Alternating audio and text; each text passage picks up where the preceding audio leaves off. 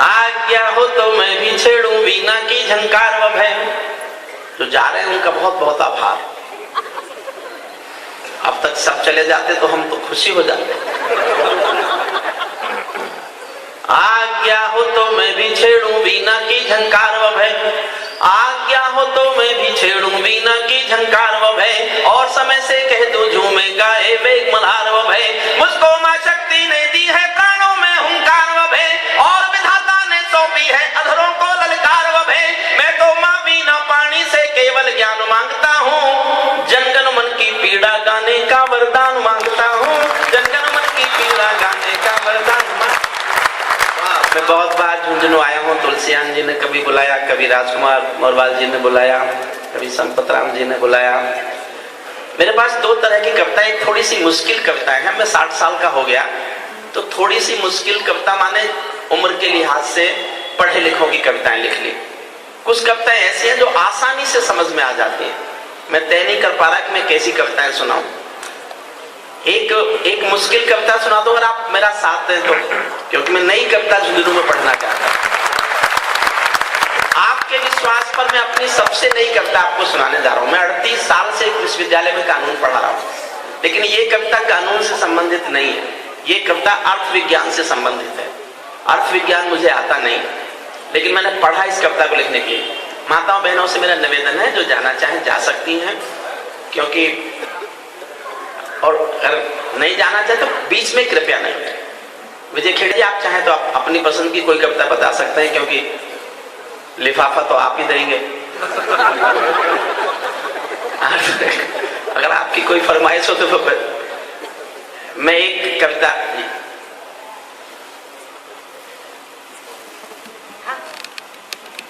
हमारे सभापति जी, हम बहुत आभारी हैं उनके। मैं चाहता हूं, उन्होंने जो अपना प्रारंभिक भाषण दिया था बहुत अच्छा हमें लगा, बहुत प्रेरणादायक उद्बोधन था उनका। उनको जाना है एक बार उनके सम्मान में। ये पूरा सदन तालियां बजाकर, जो रानी सती मंदिर था इतना बड़ा दायित्व संभालते हैं, हम उनका सम्मान करते हैं, उनका आभार मानते हैं कि उन्होंने। वैसे 12 बजे तक झुंझुनवाला जी ने इस कवि सम्मेलन को समाप्त करने की घोषणा की थी कि नया साल जैसे ही शुरू हो, लेकिन नए साल में सतन जी सुनाएंगे। हम पुराने साल से नए साल तक जाएंगे। इतने समय तक तय था ये कवि सम्मेलन, ये तो अब फालतू चलाया जा रहा है।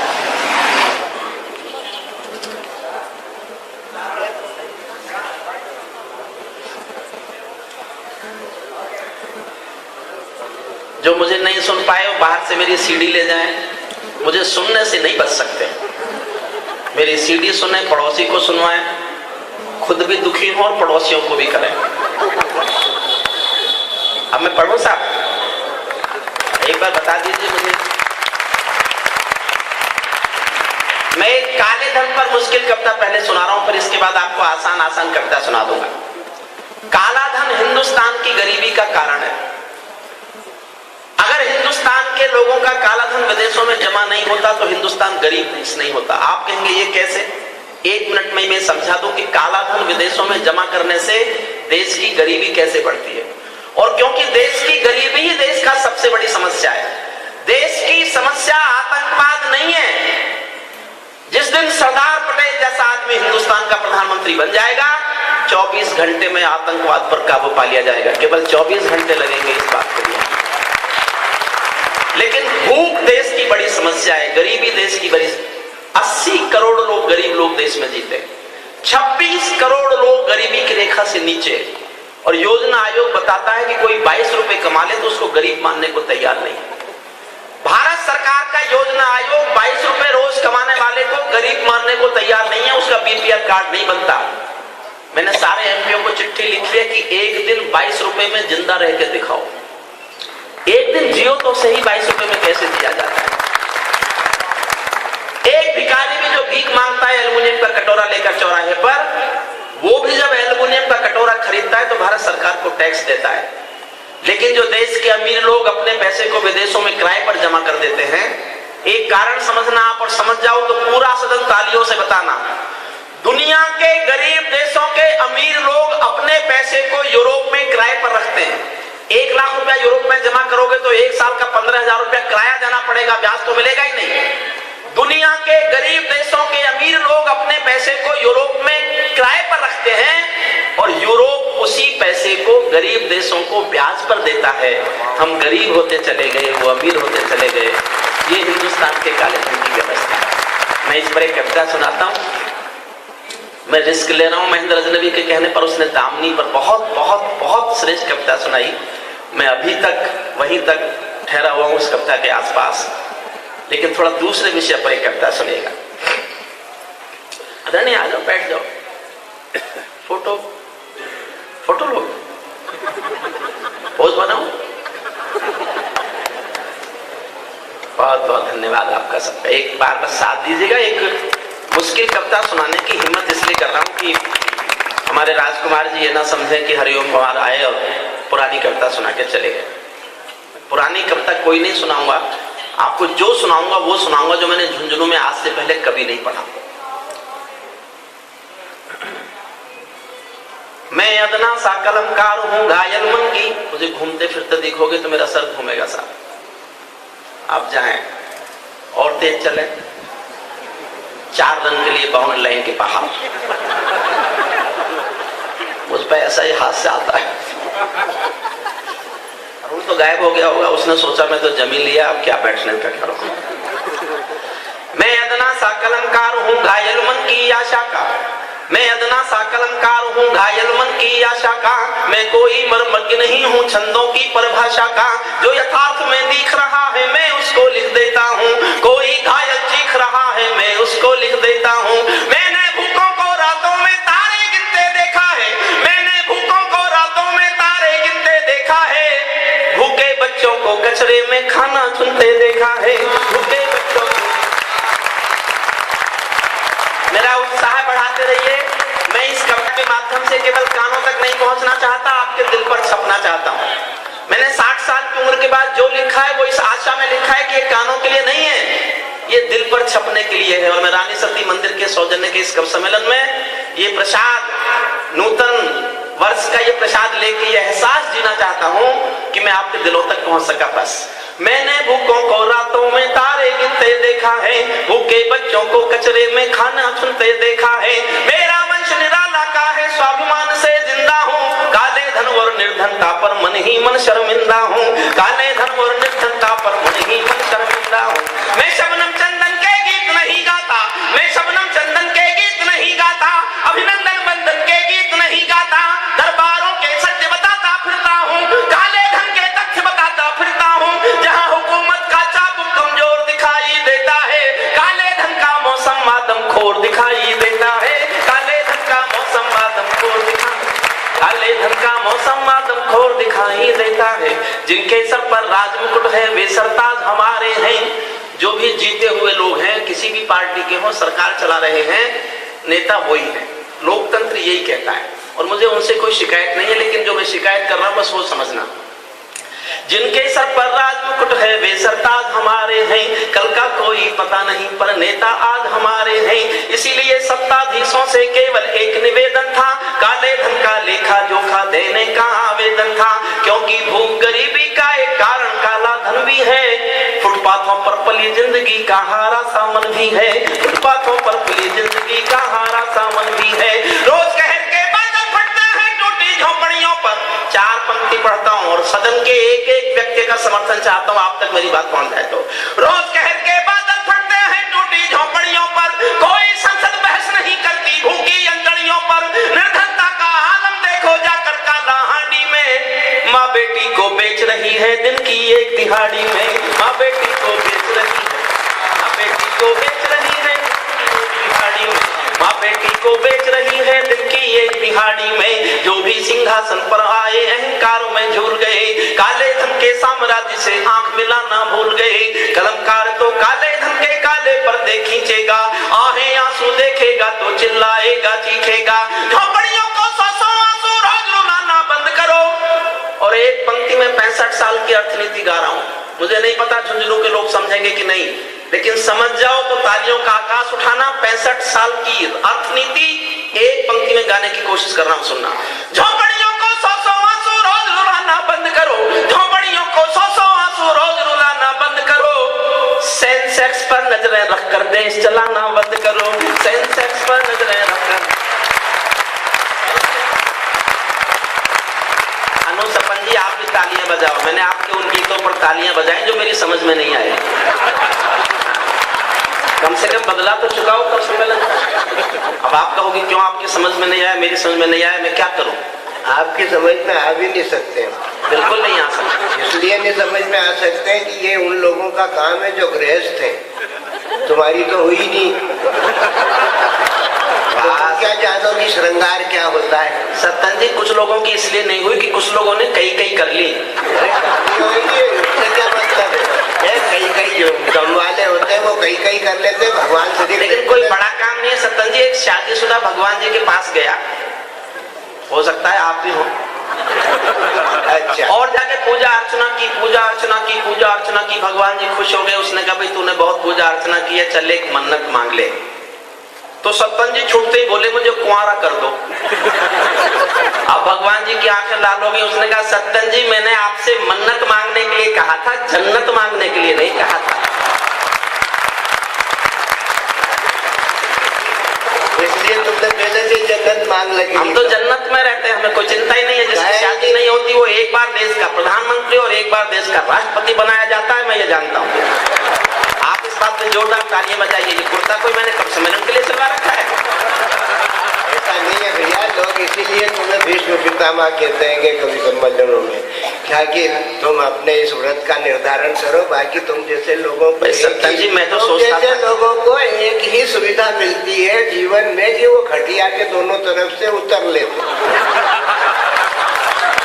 मैं तो ये सुविधा जीवन पर उठाऊंगा, लेकिन सत्तन जी आपने मुझे भीष्म पितामह कहा, मैं तो सोचता था मध्य प्रदेश में कुछ समझदार लोगों को मंत्री बनाया जाता होगा।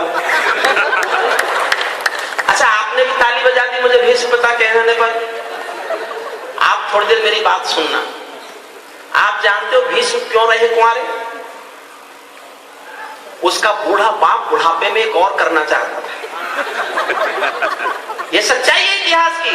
भीष्म इसलिए कुंवारे रहे कि भीष्म के पिता शांतनु बुढ़ापे में एक और शादी करना चाहते थे, और जिससे करना चाहते थे उसकी शर्त ये थी कि उसकी कोख की संतान ही हस्तिनापुर की राजगद्दी की मालिक बनना चाहिए।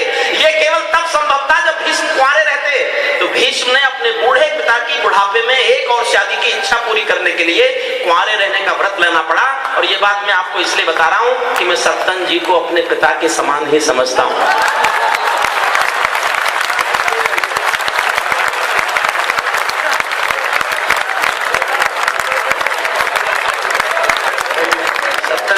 छेड़ो। वाह, छेड़ो। आपने पिता क्या पपीता बना दिया। क्या पिता है, सेब नहीं बनाया, ये मेरी मेहरबानी नहीं मानते। बहुत अच्छा है, बहुत अच्छा है, बहुत अच्छा है। कम से कम वो दूसरी वाली है, किधर दिखाओ तो सही। वो शांतनु ने खुद खोजी थी, ये तो आप ही का काम है। ये मेरा काम नहीं है, मैं तो प्रतिज्ञा कर सकता हूँ, फिर तुम खोज तो ठीक है। कलंकार तो काले धन का। आप मेरे साथ जुड़ जाइए तो हम हंसी में बीच में, इसलिए मैं एक गंभीर कविता पढ़ूंगा। बीच बीच में आप हल्के होते रहे ताकि आपका, देखिए जितना उत्साह आप दिखाओगे मैं उतने उत्साह से आप तक पहुंच जाऊंगा, यह मेरा विश्वास रखिए। मैं काले धन पर पूरा एक कंसेप्ट लेके आया हूं। मैंने काले धन पर किसी आंदोलन के लिए कविता नहीं लिखी थी, लेकिन इस देश में काले धन पर आंदोलन मेरी कविता लिखने के बाद हुआ। इसीलिए आज लाल कुर्ता पहन के आया हो तो काले वाला नहीं पहरा। मुझे कुछ नहीं कहना, ज्यादा कहूंगा तो मैं ही सद्दाम हुसैन बनूंगा। क्या पढ़िए क्यों छितवाई मैंने अपनी ज्यादा। और फिर एक बात और भी है, मैं पहले ही आपसे कह चुका हूँ कि मैं 38 साल से एक विश्वविद्यालय में कानून पढ़ा रहा हूँ, तो आप समझ गए होंगे एक कभी पढ़ा लिखा भी है। तो कम से कम पढ़े लिखे आदमी को उस आदमी के से बहस नहीं करनी चाहिए जिसका मानसिक स्तर उसके लिखा हुआ तो सभी पढ़ लेते हैं, और जो लिखा हुआ पढ़ लेते हैं वो बड़े लिखे होते हैं, लेकिन वो सबसे बड़े होते हैं जो लिखा पढ़े। ये पढ़े लिखे। बोलो सत्यनारायण की। चलिए पढ़िए। अच्छा नंग बड़ा परमेश्वर से। काले धन के कलमकार तो काले पर्दे की। मेरा साथ देना बस। अब मैं सत्यन जी से डरता बहुत हूं, मैं करूं क्या, क्योंकि परम विद्वान है, बहुत सत्यवादी आदमी है। और हमारे पहले है राजनीति के बाद में। राजनीति के बड़े पदों पर रहने के बावजूद वो हिंदुस्तान के मंचों पर कविता के सच्चे समर्थक बनकर जिए। इसलिए हम सब कवियों के प्रणम्य हैं, हम सब कवियों का आदर करते हैं।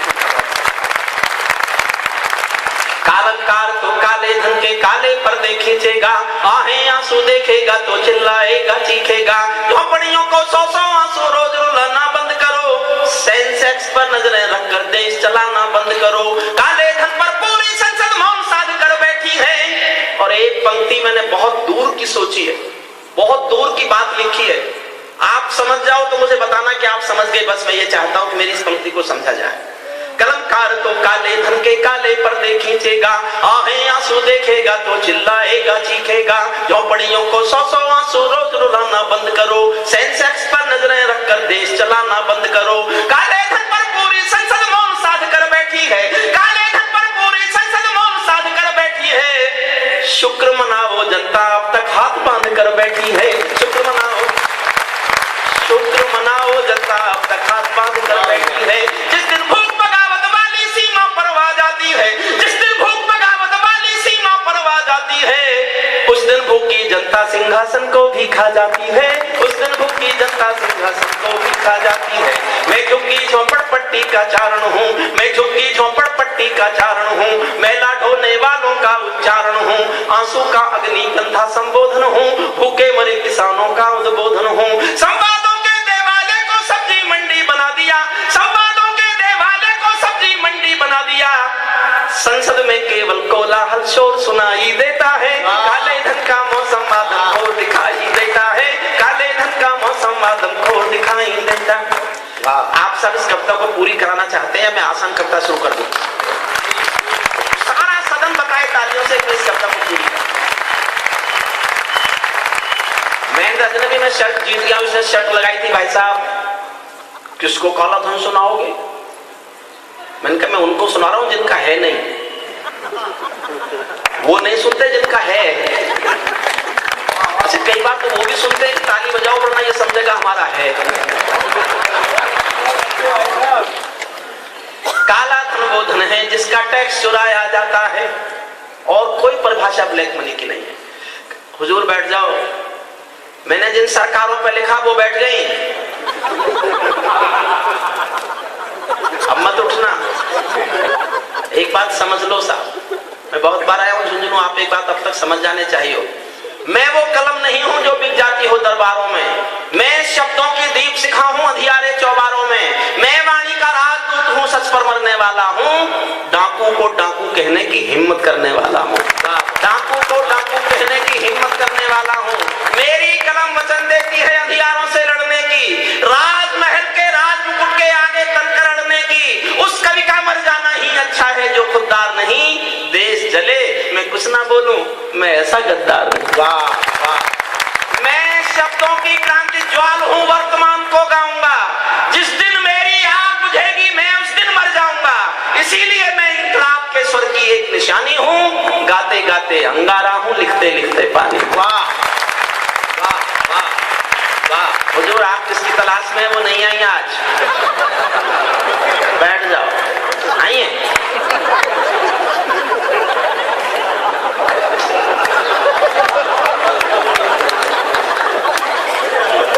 ये शब्द है मारवाड़ी। मारवाड़ियों का देखिए साहब, मारवाड़ी दुनिया में कहीं भी गया, कहीं भी दुनिया में बाहर चला गया, लेकिन मारवाड़ उसके भीतर से बाहर कभी नहीं गया। मारवाड़ उसके भीतर। अब के शब्द मारवाड़ी को देखो, पत्नी की धोती का मुंडसा बना लिया। ये मारवाड़ी कर सकता है, और थोड़ा कर सकता है। सम्मान की चीज है, मैंने भी तो सम्मान के लिए कहा आपसे। अच्छा आप समझते थे ये आपके सर पर नहीं होता तो आपका सम्मान कम हो जाता? हमारे औरों के सर पर नहीं, हमारा सम्मान कम हो रहा है जनता में। अच्छा मारवाड़ी को बताना क्यों पड़ा कि वो मारवाड़ी है? अगर कोई किसी के बाप के 4 बेटे हो तो वो कहते घूमते हैं क्या कि हम भाई भाई हैं, हम भाई भाई हैं, हम भाई भाई हैं, और वो कहते घूम रहे हैं तो समझ लो है नहीं। इस देश में 1950 से गलत नारा लग रहा है, हिंदू मुस्लिम सिख ईसाई आपस में है भाई भाई, हिंदू मुस्लिम सिख ईसाई आपस में है भाई भाई। इस नारे में ही बेईमानी है। हिंदू मुस्लिम सिख ईसाई आपस में, हिंदू हिंदू के, मुसलमान मुसलमान के, आपस में भाई भाई है, एक दूसरे के कहां लिखा है? लिखा ही नहीं है, इसलिए है ही नहीं। होते तो क्या देश ऐसा होता? होते तो क्या इस देश में 47,000 दंगे हो गए होते? 47,000 दंगे हुए इस देश। काला धन वो धन है जिसका टैक्स बचाया जाता है, अक्सर ये धन सात समंदर पार छिपाया जाता है। काले धन की अर्थव्यवस्था पूरा देश जलाती है, झोपड़पट्टी के बच्चों को खाली पेट सुलाती है, ये निर्धन के हिस्से की इमदादों को खा जाती है, मनरेगा के अंत्योदय के वादों को खा जाती है, मनरेगा के अंत्योदय के वादों को खा जाती है। बॉलीवुड की आधी दुनिया काले धन पर जिंदा है। बॉम्बे की फिल्मों की समाचार आते हैं कि एक सप्ताह में 100 करोड़ का व्यापार किया, उन फिल्मों के रिटर्न देखो 0। मैं आज तक नहीं समझा, जब 100 करोड़ का व्यापार हुआ था तो रिटर्न कहां गए? और मैं एक जानकारी और लेके जा रहा हूं आपको, मां रानी सती के मंदिर के कार्यक्रम में खड़ा हूं। हिंदुस्तान की सरकार का 1 साल का बजट है 16 लाख करोड़। हिंदुस्तान की सरकार ने ये नहीं समझा कि हिंदुस्तान के लोगों के दिलों में क्या है। 16 लाख करोड़ का बजट है और हिंदुस्तान के मंदिरों में मस्जिदों में 17 लाख करोड़ का चढ़ावा आता है। 17 लाख करोड़। अगर पूरी टैक्स कलेक्शन मशीनरी को बंद करके हिंदुस्तान की जनता से दान मांग लिया होता तो हिंदुस्तान की सरकार के पास 3 गुना पैसा सरकार चलाने के लिए हुआ होता। 3 गुना पैसा हुआ। केवल मंदिरों के आगे झोली फैला दे सरकार तो इस देश के मंदिरों का चढ़ावा हिंदुस्तान की सारी गरीबी को दूर कर सकता है। लेकिन किसी में इतनी ना नैतिक बल है, ना इतनी हिम्मत है कि वो ईमानदार लोगों से आंख मिला सके, क्योंकि उनको तो घोटाले करने हैं। टूजी, ए राजा, कनिमोजी, लिखना भी नहीं जाता कितने लाख करोड़ का घोटाला है, मेरे से तो लिखना भी नहीं आता। इतना बड़ा अर्थशास्त्री नहीं हुआ मैं कि मैं लिख के बता दूंगा कितने लाख करोड़ का घोटाला हुआ। पहले छोटे मोटे होते थे। एक 64 करोड़ का बोफोर्स घोटाला हुआ था, कुल 64 करोड़ का। वो 64 करोड़ की बोफोर्स दलाली किसने खाई, इस बात पर 168 करोड़ खर्च किए गए। ये सरकारी आंकड़े, मैं अपनी ओर से नहीं बोल रहा, सरकारी आंकड़े आरटीआई ने दिए कि 168 करोड़ रुपया खर्च हो गया इस बात पर कि पता लगाओ 64 करोड़ दलाली किसने खाई। और उसके बाद पता ये चला कि अभी कुछ पता नहीं चला। काला धन वो धन है जिसका टैक्स बचाया जाता है, अक्सर ये धन सात समंदर पार छिपाया जाता है। काले धन की अर्थव्यवस्था पूरा देश रुलाती है, खाली झोपड़पट्टी के बच्चों को खाली पेट सुलाती है, ये निर्धन के हिस्से की इमदादों को खा जाती है, मनरेगा के अंत्योदय के वादों को खा जाती है। बॉलीवुड की आधी दुनिया काले धन पर जिंदा है, चुपके चुपके चोरी चोरी 2 नंबर का धंधा है, चुपके चुपके चोरी चोरी 2 नंबर का धंधा। एक पंक्ति पढ़ता हूँ, समझ जाओ तो बता देना, सब जगह नहीं समझे जाती और मुझे कोई शिकायत भी नहीं होगी आप नहीं समझोगे तो, लेकिन समझ जाओगे तो मैं सलूट करूंगा आपको कि मेरी इस बात को समझा गया जिसको मेरी ईगो चाहती है कि इस बात को समझा जाए। एक पंक्ति सुनना, चोरी चोरी चुपके चुपके 2 नंबर का मंच का भी ध्यान चाहता हूँ, मंच समझ जाए तो मंच ताली बजा ले, हो सकता है वो भी ना समझे। तो मामला ये है ना कि हास्यरस के लोग थोड़ा ज्यादा अच्छे होते हैं, वो कई बार बहुत अच्छी बातों को समझना नहीं चाहते। बॉलीवुड की आधी दुनिया काले धन पर जिंदा है, चुपके चुपके चोरी चोरी 2 नंबर का धंधा है। जब वाइट पैसे से बनती थी तो फिल्में काली थी। वाह वाह, धन्यवाद, आपको सलूट करता हूँ साहब। अब मेरा एहसास सुनना, आपको मैं गाना चाहता हूँ। जब वाइट पैसे से बनती थी तो फिल्में काली थी, नैतिकता की संभव शक्ति शुभ संदेशों वाली थी। काले धन की फिल्मी दुनिया इंद्रधनुष रंगों में है, काले धन की फिल्मी दुनिया इंद्रधनुष रंगों में है, पर दुनिया में जगह हमारी नंगों भिखमंगों में है, पर दुनिया में जगह हमारी नंगों पर दुनिया में जगह हमारी नंगों भिखमंगों में है। नौकरशाही के पंजे जहरीले हैं, राजमहल के पंजे नौकरशाही के पंजे जहरीले हैं। शासकीय सुविधा बढ़ गई दलालों में, क्या यही मिलना था 65 सालों में, क्या यही मिलना था 65 सालों में। 47 में हम आजाद हुए थे आधी रजनी को। बहुत साधारण पंक्ति लिखी है मैंने, कितनी साधारण है आप समझना।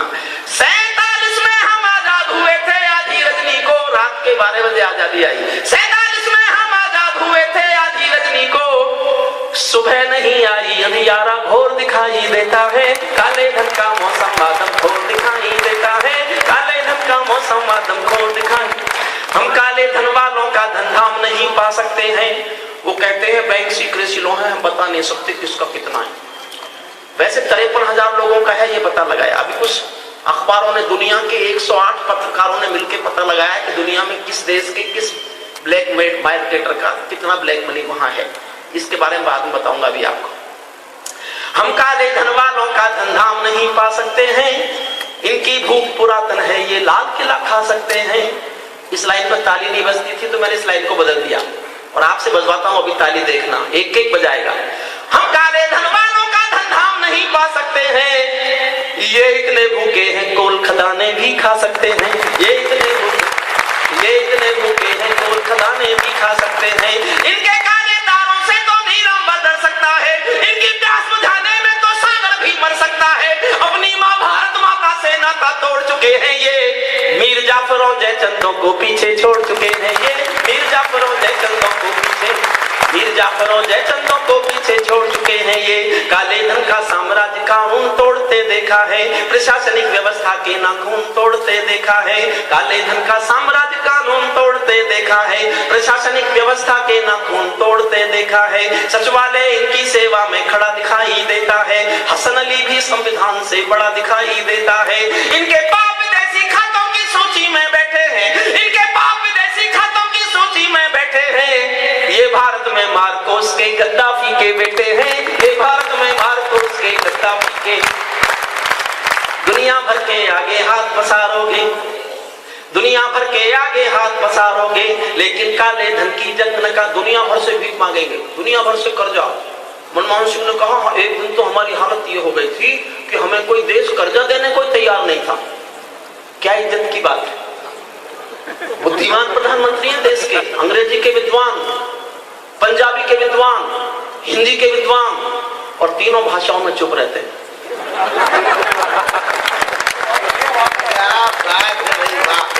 अच्छा, देश कहता है वो कोई फैसला नहीं करते, मैं कहता हूं केवल वही फैसला करते हैं। उन्होंने फैसला कर रखा है कि मैं कोई फैसला नहीं करूंगा, तीसरा टर्म मिल जाए तो करूंगा। तीसरे टर्म के बहन जी थोड़ी देर बैठ जाइए, 5 मिनट बैठ जाइए, बस 5 मिनट मेरा बहनों से निवेदन है, 5 मिनट बैठ जाए। मैं जानता हूं कि सब कविता नहीं समझते यहाँ, नहीं मुझे कोई गलतफहमी नहीं है। मैं ये भी जानता हूं कि जो बहुत मन से सुन रहे हैं, बहुत मन से आप सुन रहे हैं। अब मैं बहुत मुश्किल कविता पढ़ने का दुस्साहस कर रहा हूं, इसके बाद मैं आपको ऐसी कविता सुनाऊंगा कि आप तो क्या, आप मेरे पढ़ने से पहले समझ जाओगे कि मैं क्या सुना रहा हूं। ऐसी कविता अभी सुनाऊंगा आपको, इसको सुन लीजिए बस। हम काले धन वालों का धन धाम नहीं पा सकते हैं, दुनिया भर के आगे हाथ पसारेंगे, लेकिन काले धन की जंग नकारेंगे। झोला लेकर और घूमना बंद करो, अमेरिका के चरण चूमना बंद करो, अमेरिका के चरण चूमना बंद करो। दिल्ली को कर्जा मिलता है भारत के काले धन से, दिल्ली को कर्जा मिलता है भारत के काले धन से।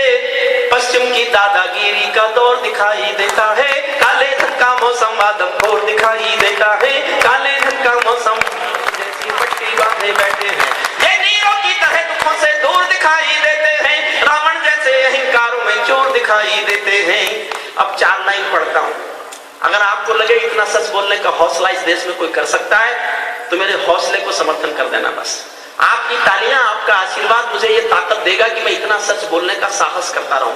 उस साहस को मैं रानी शक्ति मंदिर से जुटा के जाना चाहता हूं, झुंझुनू की इस वीर धरती से जुटा के जाना चाहता हूं। 4 पंक्ति पढ़ता हूं, समर्थन करो तो उसी हौसले से करना जिस हौसले से मैंने लिखे हैं। ये नीरों की तरह दुखों से दूर दिखाई देते हैं, रावण जैसे अहंकार में चोर दिखाई देते हैं। इसीलिए अब चौराहों पर सब पर्दे खोलूंगा मैं, इसीलिए अब चौराहों पर सब पर्दे खोलूंगा मैं। चाहे सूली पर टंगवा दो मन का शक बोलूंगा मैं। हो ना हो ये काले धन के खातेदार तुम्हारे हैं, या तो कोच तुम्हारा है या रिश्तेदार तुम्हारे हैं, या तो कोच तुम्हारा है या रिश्तेदार, या तो कोच तुम्हारा है या रिश्तेदार तुम्हारा। लाख करोड़ों अपना दुनिया भर में है, लाख करोड़ों अपना दुनिया भर में है, लाख करोड़ों काला धन इस घर में है। इसका आधा भी जिस दिन पा जाएंगे हम दुनिया की महाशक्ति बन जाएंगे, हम दुनिया की महाशक्ति बन जाएंगे, हम दुनिया की अंतिम क्षण पर आपको कानून का प्रोफेसर रहा हूं, बैंक सीक्रेसी लॉ बता के जा रहा हूं। जिन बैंक सीक्रेसी लॉ को हिंदुस्तान की जनता से झूठ बोला जा रहा है कि उनमें ऐसी क्लॉज है कि हम बता नहीं सकते किसका है, कितना है, कहां है, कैसे है। 6 साल पहले स्विट्जरलैंड ने अपने बैंक सीक्रेसी लॉ में एक अमेंडमेंट किया, और अमेंडमेंट यह किया कि अगर कोई मुल्क अपने देश की पार्लियामेंट में अपने देश के नागरिकों के पैसे को राष्ट्र की संपत्ति घोषित कर देगा तो हम उस देश को उस पैसे को लौटा देंगे, फिर हम उस देश को पैसे को नहीं छुपाएंगे। और 7 देश दुनिया के अपना पैसा वापस ले चुके हैं। सबसे पहले फिलीपींस ने वापस लिया, आयरलैंड ने वापस लिया, अमेरिका तक ने वापस लिया। इस कानून को देश की जनता से बताने से चोरी की जाती है, झूठ बोला जाता है। क्यों? क्योंकि पार्लियामेंट में प्रस्ताव पास करना पड़ेगा। पार्लियामेंट में 2/3 से प्रस्ताव पास तब होगा जब सब करें, कम से कम 2/3 तो करें। ये तब करें जब इनका हो नहीं।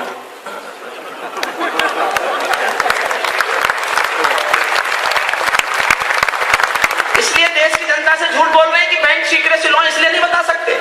इस लॉ को नहीं बताते कि यह भी लॉ है कि 2/3 बहुमत अगर तय कर दे कि हमारा जितने लोगों का पैसा काला धन है वो राष्ट्र की संपत्ति है, तो राष्ट्र को वापस मिल जाएगा। अंतिम पंक्तियां पढ़ता हूं, मेरा साथ दो तो देना। इस युद्ध को शुरू करता हूं आज यहां से। नव वर्ष आने वाला है और इस नव वर्ष पर मेरा यह नया युद्ध शुरू होता है।